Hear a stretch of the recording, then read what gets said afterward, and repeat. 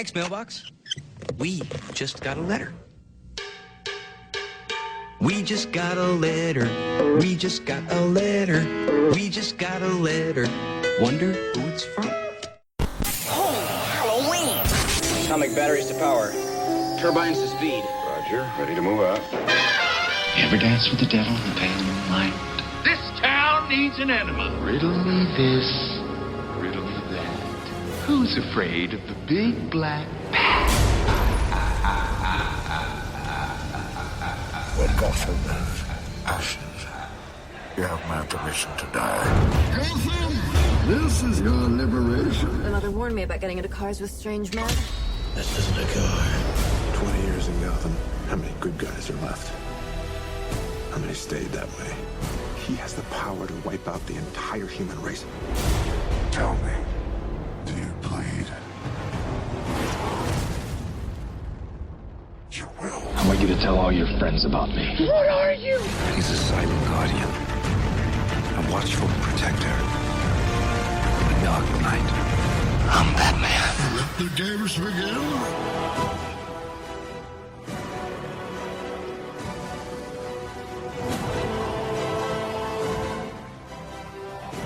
Welcome to the Batman on Film podcast.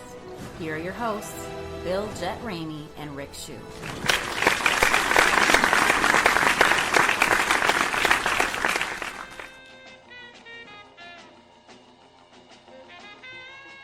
Hey now, thanks for listening to Volume 2, Episode 65 of the Batman on Film podcast. BOF is the sponsor and also a proud member of the Batman Podcast Network. Check out all the shows at batmanpodcastnetwork.com.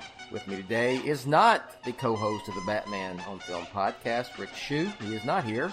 But we do have the great BOF Roundtablers, Justin Kowalski and Ryan Haas. Batman on Film, authoritative, definitive, the original. All right, boys, how are y'all doing this morning? Doing good, doing well. Okay, well, I'm doing better. We had some technical difficulties. We had to update. Skype wanted to be updated, and then it screwed up some other software, and finally got it figured out. And that's part of the reason why Rick is not with us. He could only play with us for so long before Mommy told him to come home. Oh, because they had stuff to do. So hey, Bill, I'm not so good because I'm gonna see how long I can do this. I got an air cast on my left leg because I found out I have some tendonitis, and that's why my leg's been hurting for like weeks. Wow. But on the other hand, I'm really good because yesterday I saw Logan, and that was a good movie. And I got to see it with BOF's John Beerley, which was even better. Well, one of the questions, we're going to do a mailbag this morning, guys, and one of the questions was to review Logan. I haven't seen it yet. I know you two guys have seen it. So my one sentence review of it is that it's one of the best reimaginings of Hook that I've ever seen. What? Okay. That's non-spoilery, but when you see the movie, you might understand it. I don't know if Justin understands it, but I do not understand. Come on. Have you seen Hook, Justin? I've seen Hook. I'm trying to. Oh, it's just like Hook. I don't. Okay. You might need to draw some lines for me because I don't. I will. Well, I don't want to make the comparisons overtly for spoilers, but I'll tell you off mic if you want. Okay, tell me off mic. But I really enjoyed it. For me, it's one of those movies that you can't do unless you have two things. You have to be ready to burn a franchise to the ground. You have to have 17 years worth of movies to kind of lead up to it, and you have to have an actor like Hugh Jackman that is just so good at what he does that you buy into everything. But with all of those things combined, Logan's it's a really good movie, and it's not a film that every superhero movie should try to copy or replicate, or everything's rated R or whatever. I don't think that's the point. And it would be hard for all the superhero movies to try to do that. But by itself, I think Logan is pretty darn fantastic. What do you think, Justin?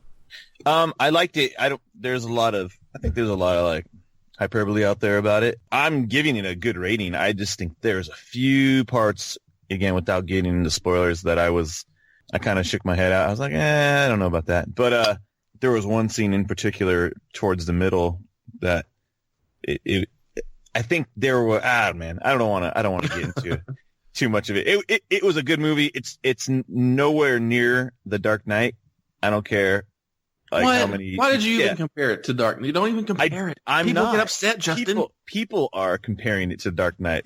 Okay, that was my question. I've seen it everywhere. Like, it's like the Dark Knight level of greatness. Is it level? No, that level. Okay. It is not. Right. It is not the same level as the Dark Knight.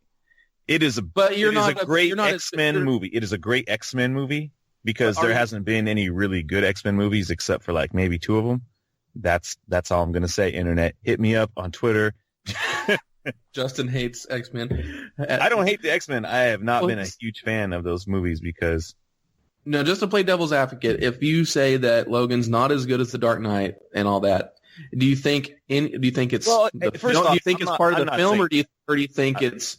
I know, but I'm like, do you think part of the reason you're saying what you're saying is because of the film, or because you're a bigger Batman fan as well? Do you think that's a factor? No, not at all. Just because I can take my love of the character out of the equation and just say, man, there's a few things like in the story. Here's the thing. This is coming from a guy who just even yesterday, I like Batman versus Superman. I don't think it's the best movie. Same thing with Logan. I think it's a good film. It's great. I'm going to buy it. I'm going to go watch it again. But there was a few things in it where I wouldn't say it's to the level of like, oh, it's a masterpiece type of deal. Like, I'm just not going to say that. And I don't want to compare it to Dark Knight at all. I'm saying people have been saying that online. Oh, it's like Dark Knight. I'm like, I think it's in a different category. It's not there yet. Yeah, I would say, instead of comparing it, I would say that it's top tier to me. Really? I would. All right. But Dark Knight, that whole trilogy is in the toppest tier. The toppest of tiers. The Dark Knight trilogy tier. It's a tier above that, I'd say. Yeah. I'll be on a week's vacation after this next week, so I'll go catch it that time. Probably see Lego Batman again while it's still in theaters. I've already seen it four or five times. I watched it yesterday. Did you? Yeah. I love that film. I really do. I really like Lego Batman movies. So, all right, here's what we're going to do this morning. We're going to answer some questions from the mailbag, and we're going to do a segment. Ryan, describe that segment we're going to do just real quick, and then we'll get to it. Okay, well, real quick, the segment is going to... Too bad Rick's not here because it's all Rick's fault. Rick, on Twitter a few days ago, just posted a public question to y'all to ask about, to gauge your... excitement level and expectations for Justice League. And basically he was just asking if you think Justice League will be good, bad, so epic. No right or wrong responses. He just wanted to hear what everybody's thinking and feeling so far. And what I did was I took all those, informal responses and I turned it into kind of a semi-scientific poll, and I got some stats and some breakdowns of the responses that I figured we could talk about. All right. Very good. We'll do that. All right, so let's get to some. Oh, and I got. Let me get to the winner of the Batman on Film T-shirt trivia contest. Last week we had 3 questions. Question 1 was who played Commissioner Gordon in 1949's Batman and Robin serial, and that was Lyle Talbot. The second question: who was originally cast as Catwoman in 1992's Batman Returns? Justin, you want to answer that one? I don't know. Was it Annette Bening? It was, yes. Yes. Yes, it was. Annette Bening was originally cast as Catwoman, and then she got pregnant and had to pull out. And that is how Michelle Pfeiffer got the job. So mere weeks or a week before filming or something. Exactly. And I think there was some, I don't know, drama, a little bit of drama because Michelle Pfeiffer and Michael Keaton were a couple for a while. Yeah. And they didn't know there was going to be some issues there, but apparently there was not. And then question 3, a lot of you got it right because there were a lot of entries, but most folks got this wrong. And even Justin and I talked about it this morning. He was kind of surprised. The question was, when was the first time Batman and Superman appeared together in a comic book story? A lot of people want to refer to an issue of World's Finest where they were on the cover many times in the 1940s. But Batman and Superman did not appear in a comic book story until 1952 in Superman number 76, Superman Volume 1, number 76. And there was a tiebreaker question. Ryan, you posed that question, so go ahead and I'll let you ask it again. Oh, my tiebreaker question was related to the first question, which was, Lyle Talbot played Commissioner Gordon in that Batman and Robin serial, but he also played another famous comic book character. And what was that character? And the answer was he played Lex Luthor in Superman serial. What did you say it was, Bill? Superman and the Atom Man? Yes, Superman and the Atom Man, 1951, I believe. So a couple years after Batman and Robin, 1949. So the winner is Jeff Kutach. If I butcher your name, Jeff, I'm sorry. So what I need you to do, Jeff, I believe I have your contact information. Shoot me an email, Jett at batman-on-film.com, and give me the size, t-shirt size, and what color and logo you want. We do have 2 different logos. So let's go on to the mailbag here. Y'all ready to answer a few questions? Yeah. Okay. Let's do it. Our old friend Jeffrey Hunter wants to know what we thought of Zack Snyder's Aquaman footage that he posted from Justice League. Justin, any thoughts? Yeah, I thought it looked pretty cool. Okay. It's 6 seconds of footage. It looked smooth. It looked like I know they were trying to develop a new technology for doing some underwater stuff and not be actually in the water. And so I was more curious as to, is this new way of filming going to be incorporated into what Juan is doing? I know Juan has creative control, but is he going to go, oh, that's a great idea, I'm going to use that and adapt it into my story? I don't know if it's Yeah, it's technology. I'm sure it's not really story driven. Ryan, do you have any thoughts on the Aquaman footage? I mean, the first thing I thought was, I wish we'd stop seeing weird, grainy footage like this before. I just want to see a real good trailer. Yeah. Instead of these weird teases. But having said that, I thought the footage was cool. Kind of a little sneak peek kind of thing. But to me, past the technology, I'm trying to look at the scene.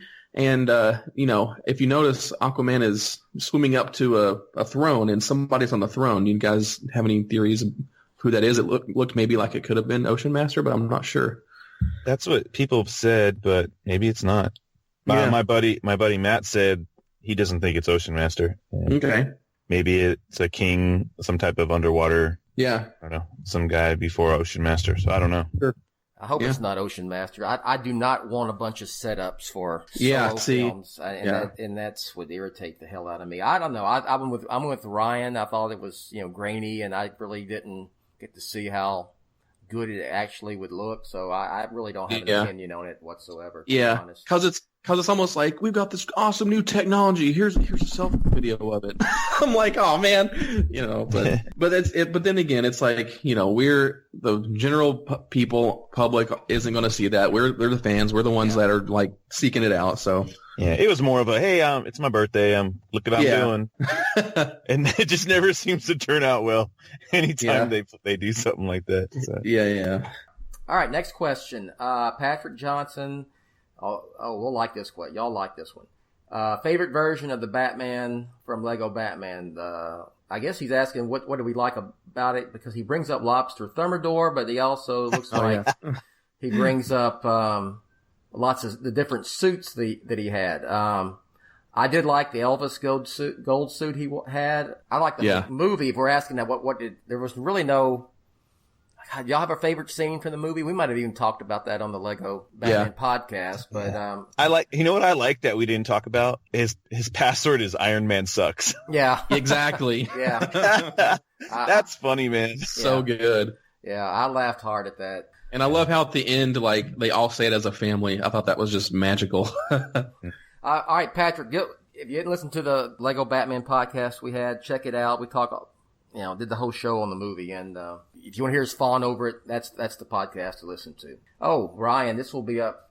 I didn't even mention this. Alex Cisneros, he wants to know basically what's the deal with the Justice League trailer, and I said Ryan has a theory about this.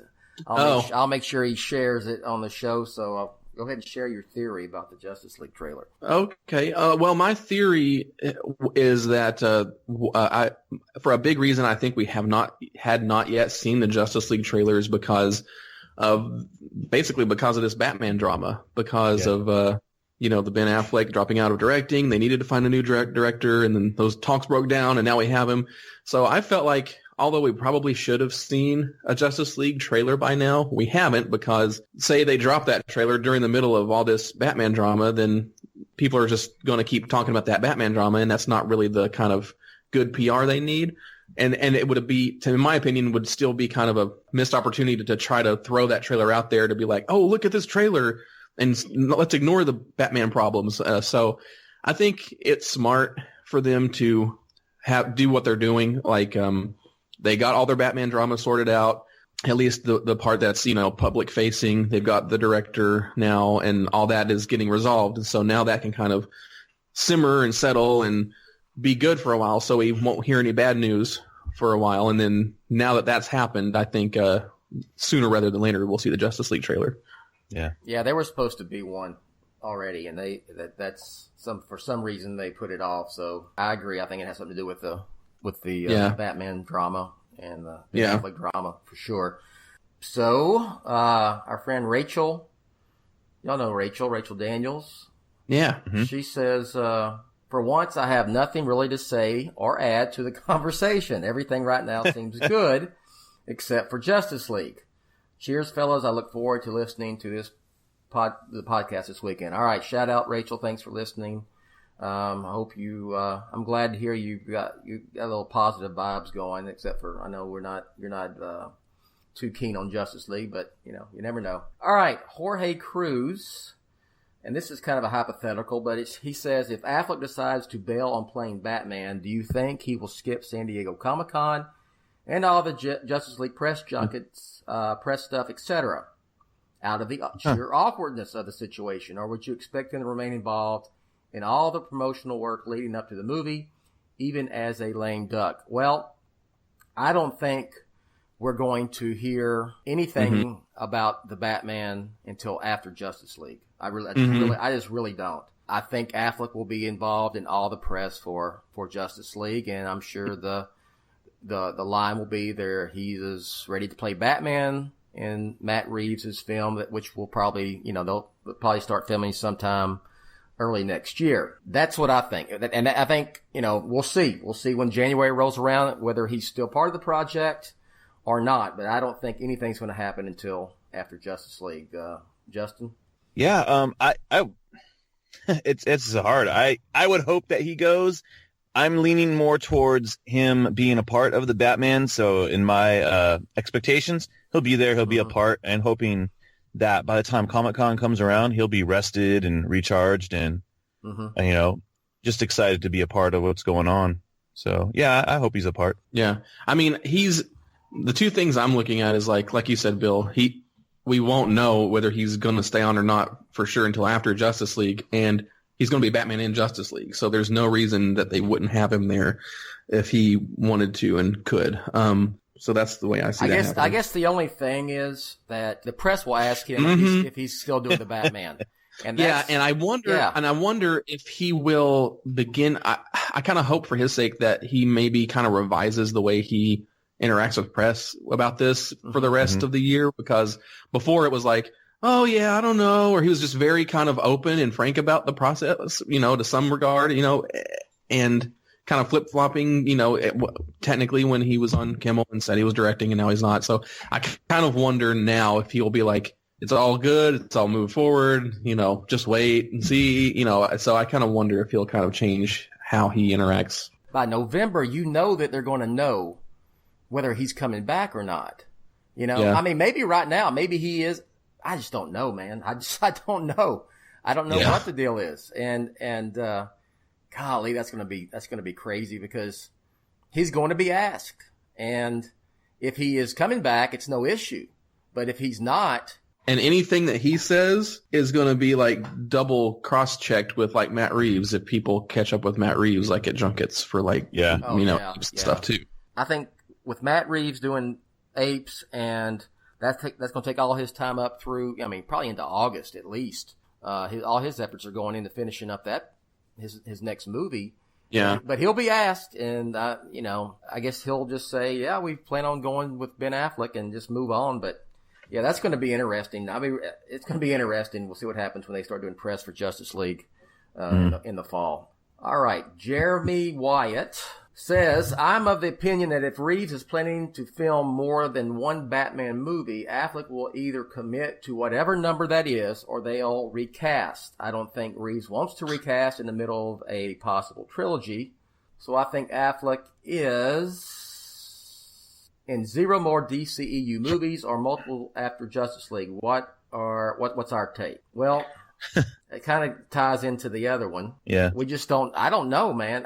Look, I think if Reeves wants to do a trilogy of Batman films, let's just say he does. I do think Ben Affleck, I don't know if Ben Affleck would do 3 Batman films. He's done 2 big films as Batman already, Justice League and Batman v Superman. I don't see him as like Robert Downey Jr. You know what I mean? Because I think he sees himself more as a director and a writer first, and then a actor second. Although he does still act in movies that he doesn't direct, and he says he likes acting, but yeah, man, that's tough. It's tough for Reeves too. I think that's where the prequel thing kind of solves that issue, because you could say, while we were developing the Batman, we decided that we wanted to tell some of his the backstory of this older Batman, and we're going to do a prequel, and Ben Affleck is going to stay on as producer, and that would kind of solve the issues that when he gets asked questions at Justice League, and they could announce that before, but I don't know what they're going to do. I don't know if they're going to do a prequel or sequel. I wrote yesterday, can you recast after Justice League? If you're doing a post Justice League Batman film, the Batman is set after the Justice League, can you recast like you did with Batman Forever and kind of sort of soft reboot, course correct, and go on? What do you think about that potential? Batman Forever is a great example.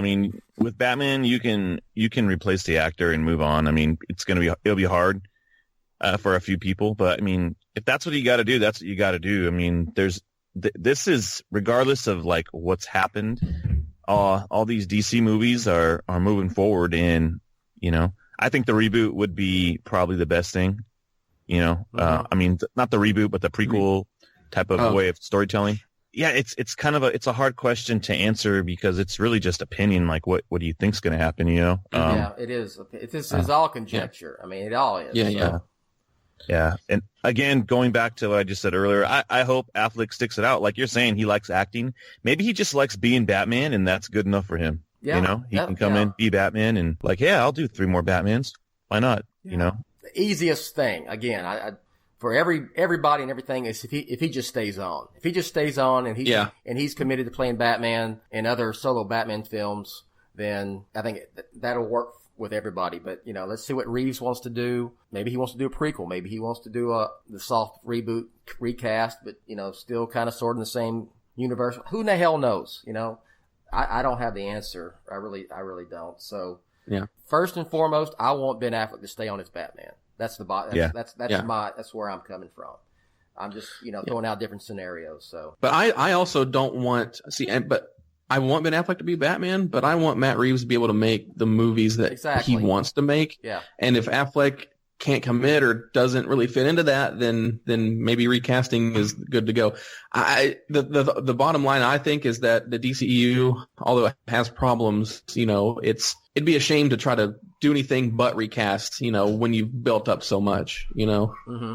Yeah. They have to keep it.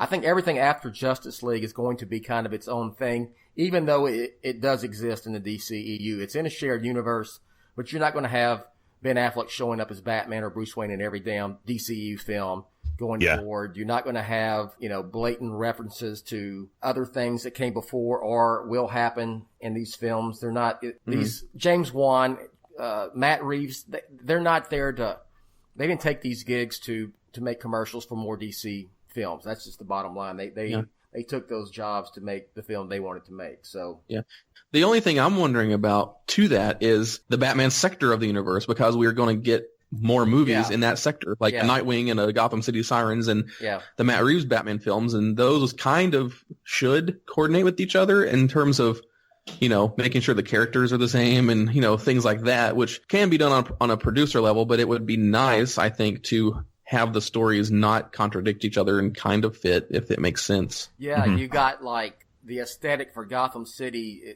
You know, is it what Matt Reeves wants to do? Is that going to jibe with what David Ayer wants to do in Gotham City Sirens? And you get into issues where this is where a shared universe has problems with, you know, if you're not producer driven in a shared universe, you're going to have issues like that. And it looks like they really want to be director driven, even with, let's be honest, Batman v Superman was a director driven film. Absolutely it was. You know? And even though I didn't much care for it, I prefer movies that are director driven. I would still champion and fight for Zack Snyder to be able to make the film he wants to make with Batman v Superman, which he did. I'm not so sure that Justice League is the film that he originally wanted to make, to be honest with you. So that's a whole other conversation right there. Yeah. All right. We'll see. Let's see. Jack Nihas writes in and says, as someone who firmly believes that DC and Warner Brothers haven't made a truly great live-action Batman film since 2008. Boo. I would disagree with that. Sorry, Jack. Do you think that the Lego Batman series is something that will continue on for more films down the road? So he's asking, are we going to see more Lego Batman movies? Probably. I'm sure we will. And we'll see Lego Batman in...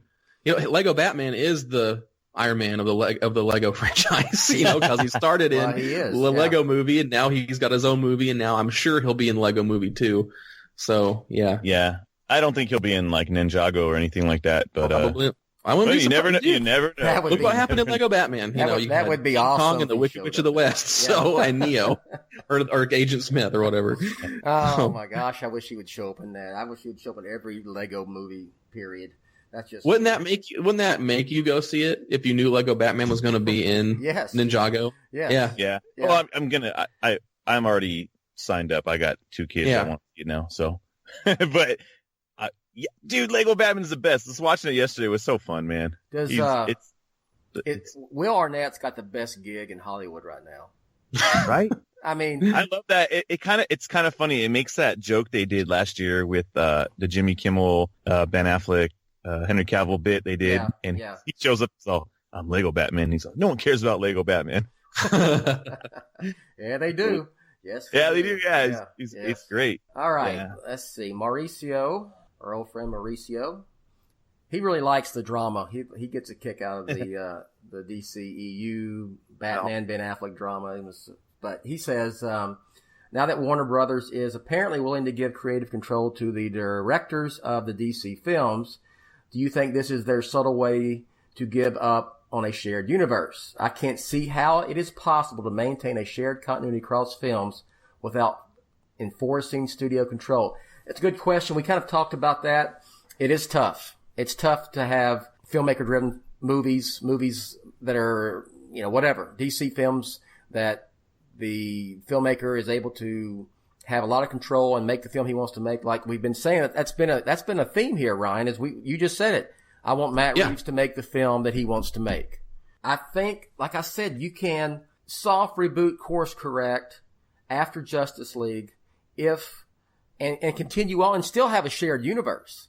You just don't have to have people, you know, you don't need to be like frickin' Aquaman and all of a sudden Bruce Wayne shows up in a scuba suit to go talk to Arthur Curry. You know, and it's all an ad for Justice League. Yeah, exactly. You know, you don't have to have that. Now, I loved when that stuff happened in Batman the Brave and the Bold animated series, but, you know, this is a different deal here. So, that reminds me of that, what was that episode with Aquaman and like the Currys had a sitcom and Batman showed up for crime fighting. Yeah, they were on a vacation. Yeah. Mara was like, you can't go out and fight crime. I mean, it was just hilarious, but yeah, you can do it. I think you can do it. If they're committed to being filmmaker driven, I think that's what you'll see. Justin, any thoughts on that? Yeah, I think you can be filmmaker driven and still keep things connected. But yeah, I agree. What I don't want is for everything to feed into each other. Yeah, I think we've all kind of been in agreement on that. Like I do want to see, the times where they team up and the crossovers, but that doesn't have to be in every film. And it could, they could build up to things, maybe not even build up to things like, hey, we're going to do Justice League 2 in 4 years.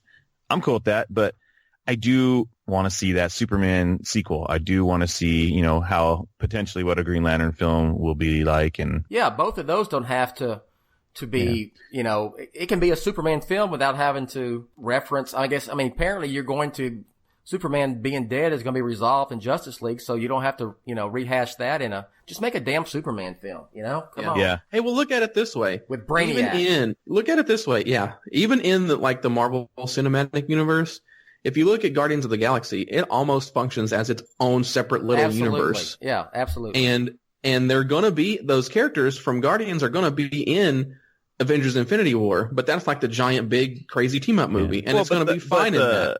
The plot of the whole movie, though, was part of the overarching story was the Infinity Stones. But it wasn't, yes, but it wasn't like, we got to get this stone to Iron Man now or whatever, or tell him about it. You didn't need to know any of that other stuff to even enjoy that film in the least. Yeah, it just enhances it a little bit for you. Yeah, totally. Just like a comic book. Jesus says this year marks the 20th anniversary of Batman and Robin. Basically, he points out Batman and Robin's 20th anniversary is this year, and if we'll do a retrospective about it. I don't know. After the Catwoman episode? Yeah. Well, we can probably put it in there with it. They're about on the same level. I don't know. Can we talk about Batman? I've already done a Joel Schumacher Batman movie podcast. I don't know if I want to read. You did both in one podcast. But, I may, come June, just say, 20 years ago, this is why I started Batman on film. Yeah. We should totally do we should do a commentary. That would be fun. Yeah. Okay. All right. Let's see. Tan Eugene. When will we hear any announcement of the release date of the Batman? Flash movies director and the rest of the DC movies from Warner Brothers. Maybe at San Diego Comic-Con. So he wants to know when we're going to hear a release date for the Batman, and what about the Flash? What I've been saying about the Flash, guys? they don't even have a director. Page one rewrite is what they're on. Yeah. And have they even announced a writer? Mm-mm. Yes, they did. Oh, they have. Yeah. They said who the writer was, and they said it was a page one rewrite. I knew it was a page one rewrite. I remember that. Okay, who is writing it? I forgot.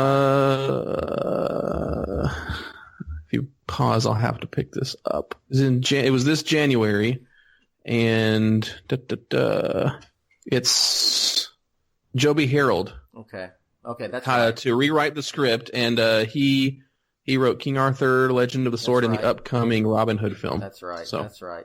And let me tell you what, to those listening, a project getting a writer means nothing.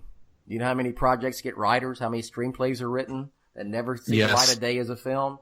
Don't get your hopes up. I'm having a hard time thinking the Flash is going to ever happen. Maybe we'll see. We'll see. I think it's going to happen, but I don't think it's going to happen anytime soon. Yeah, and then anytime especially soon. Ezra Miller's going to get booked up for other stuff too. Yeah, and now please correct me if I'm wrong, but does a page one rewrite kind of not indicate that everything you were doing before just did not work or was not working?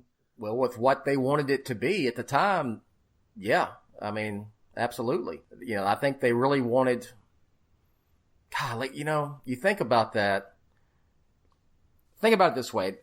That's when they were still operating under the old, before BVS, Justice League.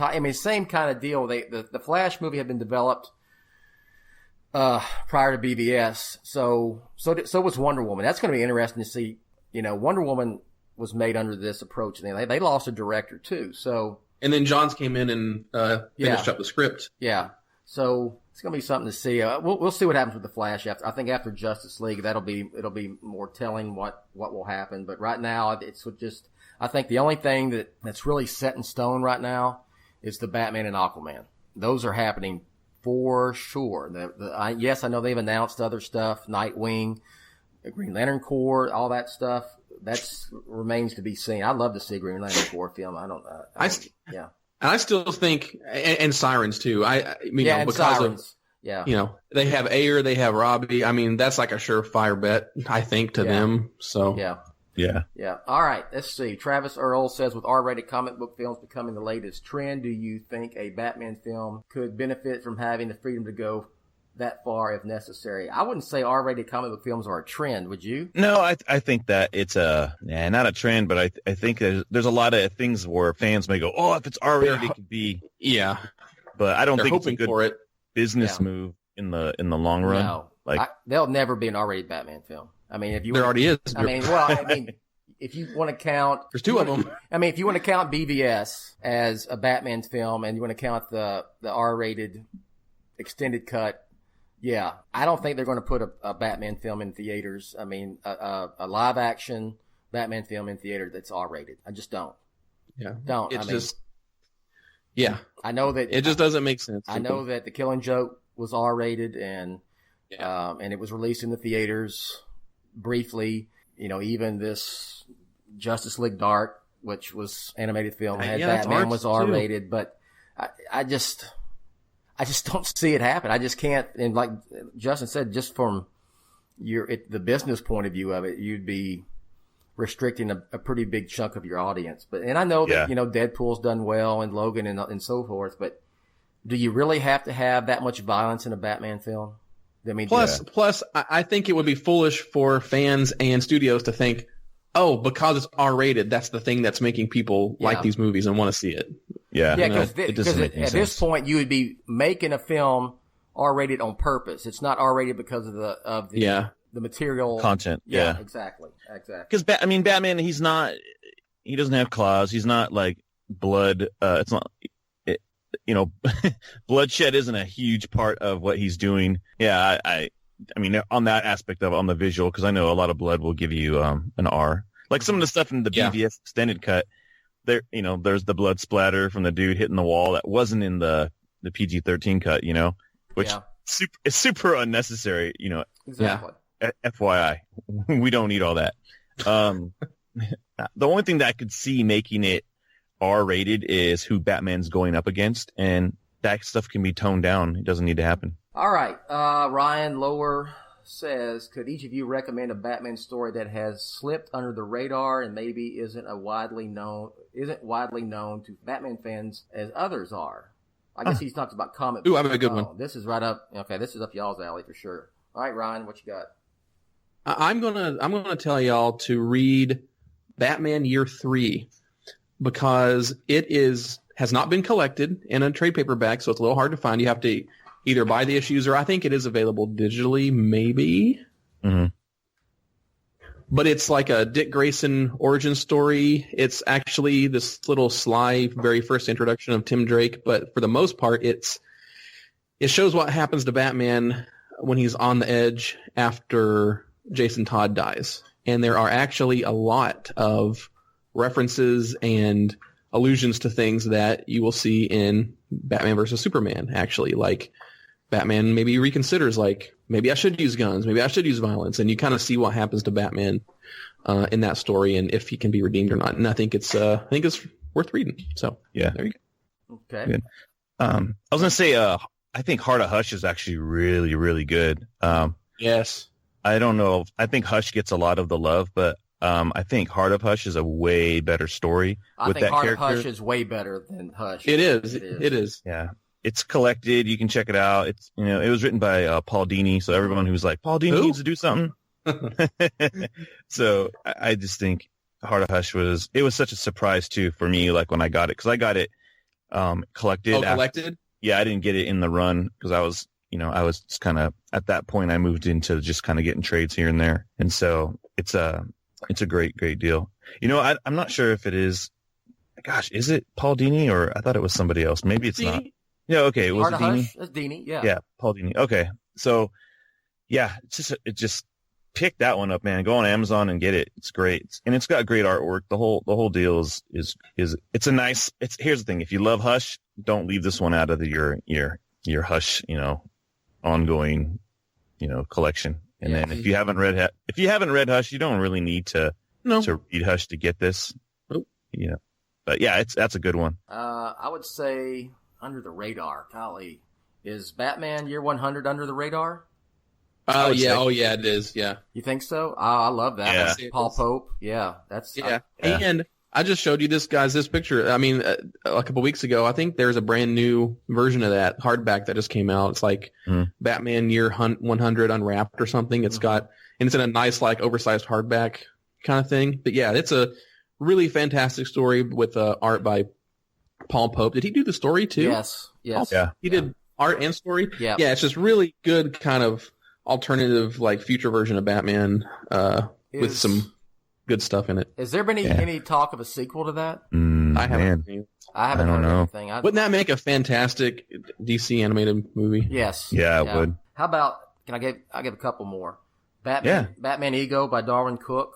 Oh yeah. Oh hell yeah. That was awesome. Is so that good. Y'all would say that was that under the radar? Yeah. Yeah. I think I think under the radar is everything besides Year One and Dark Knight Returns. You know, Death in the Family. Okay. I think and Hush. I think everyone says, "Oh, you got to get these 4," and I think anything else is Port of Owls. Yeah, I think the Black Mirror. Would Justin, I was just about to say that. Yeah, Black Mirror. Is that you think that's under the radar enough? But, yeah. And here's what's funny because I'm not a Dick Grayson as Batman fan. Yeah, and that story was awesome. Was great. Awesome. It is. It was great. It's one of those things where it's like, you know, if you're a Scott Snyder fan, it's kind of a fringe thing because it is Dick Grayson as Batman, and it is like the first major story arc that Snyder did, but it's really good. Yeah, it is. We have a question about Logan being the same league as the Dark Knight trilogy. Y'all answered that. Eddie Bolton says, hey guys, just wondering on a more positive note, what would your ideal Batman film in the DCEU be about story-wise? Justin, is there something you would like to see them do with the Batman? Man, I would like to see, and I think we talked about this last week a little bit, just a little bit of his history with, Robin and some stuff we maybe haven't seen on film. I know we've had Robin in a movie, but I just don't consider it to be as like, it hasn't been like the ultimate version of what that relationship could be. I've always wanted to see, Batman and Robin, doing their thing, but kind of like a little low key scenes of like how they connect, like as they're, I always in my head see, Batman and whoever Robin is, like maybe driving around and like Robin being a little more relaxed and, just a little like pre-engaging some type of mission, just some downtime between how they relate. I just think it would be good human stuff. No, and you know what? I like when they connect like that. Yeah, and Damian, I think, in the comics provides a lot of that too. Like just that image of like Batman in the Batmobile being all stern, and then you look at Damian Robin like with his feet back, with his hands behind his head, with his feet on the dashboard, and Batman's just looking at him like you jerk. Yeah, that kind of stuff is actually really great. Yeah, something like that would be good. I just want another good Batman film. That's all. Yeah.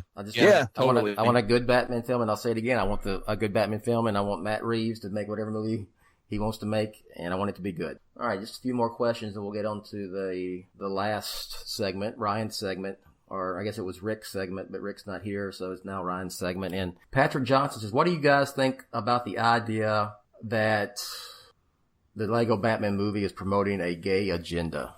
Oh, let's not get into that. What? What was that? Have you heard that?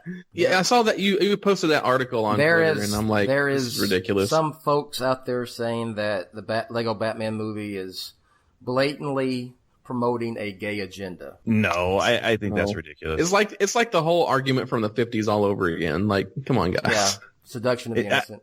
Because of the two dads or whatever. No, exactly. I just think it was a little kid who was adopted, and he's like, wow, I went from no dads to two dads. It was just kind of people want to read. I thought the whole thing was funny because the two dads thing, because no one's putting together that Bruce Wayne and Batman are the same person. And it's so blatantly obvious they were playing on that joke more than anything Even at else. the end where the Joker's like, wait, are you telling me Bruce Wayne and Batman are roommates? Or what? And it played all that stuff, and even the line earlier where, Barbara Gordon is like, well, it's weirder if he's not your son. I mean, it all plays into the 75 plus years of history, and that's just part of it, and it's addressing it. So I don't think there's an agenda.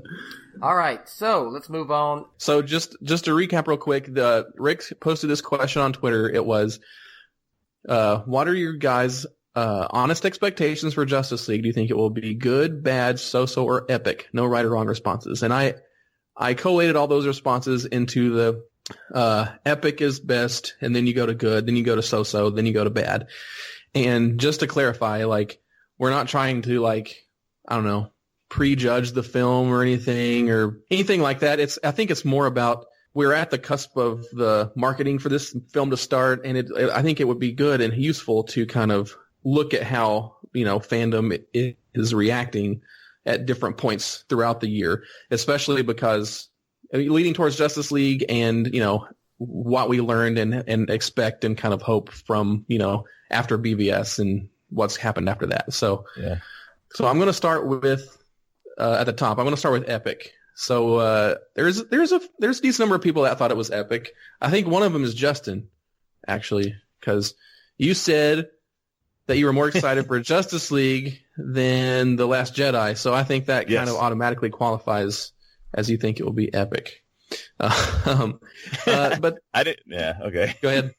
I don't. Saying anything's going to be epic is before something has been seen. Yeah. I don't know. So, well, but yeah, you can lump me in the epic category. It's fine. Yeah. To me, epic, it means that like you hope and expect that it'll meet or exceed your expectations. Fair enough. And I saw some more positive sentiments from people that did like BVS, and they do have faith, in Wonder Woman and it leading up into Justice League, and people thinking that, Justice League the action and spectacle of the movie could be enough to launch it into a, epic, just great movie going experience and I saw some other comments that said they think it'll be epic and hopefully will open up the DCU to audiences. But the caveat was, which I think we all agree with this, they hope the ending is not a cliffhanger, is that it wraps up nice and tight and it's its own story and doesn't have to lead in anything else. And I totally agree with that. I do too. Yeah. So I think, and that leads us into the good category, which I am in. I hope it's good, and I hope it actually surprises everybody, like with what they end up doing in the film. So that's what I hope. And I saw some people that want to make sure that there's more character and story emphasis instead of, just a bunch of CG action. And our pal Tom, he thinks he'll actually end up liking it a lot because his expectations are so low. So if he has low expectations, he thinks maybe I'll be pleasantly surprised. There's one guy who was cautiously optimistic, but thinks that since the movie comes out in November, they do have time to work out any kinks before the release. And I think I just saw a report. They are going ahead and doing some pickup shooting for Justice League. So hopefully they're working out that through the year. And another comment, they think the early part. Oh, I agree with this too.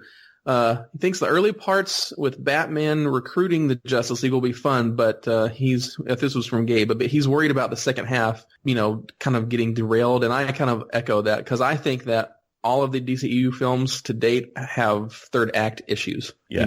You just look at Man of Steel, BVS, and Suicide Squad. They all kind of turn into this big action spectacle thing, and they kind of lose their way a little bit, in my opinion. Yeah, very true. Well, I was going to say especially BVS, but man, Suicide Squad too, all three of them.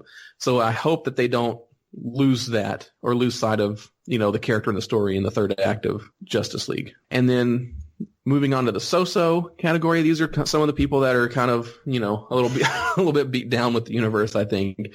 Hey Berto said it was he's expecting it to be so-so because he expects it to be better than BVS, but that's about it.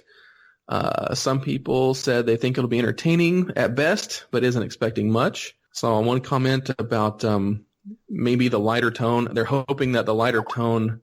Well, they think maybe the lighter tone will end up being a detractor and seem forced or out of place. I saw another so-so at best. They want it to be good, but they don't have faith in the creative team. And I saw that a lot, not really having faith in the creative team. But that actually is all of them, because we actually didn't get any people say they thought it was going to be bad. So overall, we had 18% epic, and we had 41% good and so-so. Uh-huh. Okay. So there's your 100% little pie chart there. 18% epic, 41% good, 41% so-so. So, some people are really excited about it, and the rest of the majority is kind of split right down the middle, and nobody seemed to think it was going to be absolutely bad. No. So I thought that was kind of an interesting snapshot of people's opinions and responses at the moment.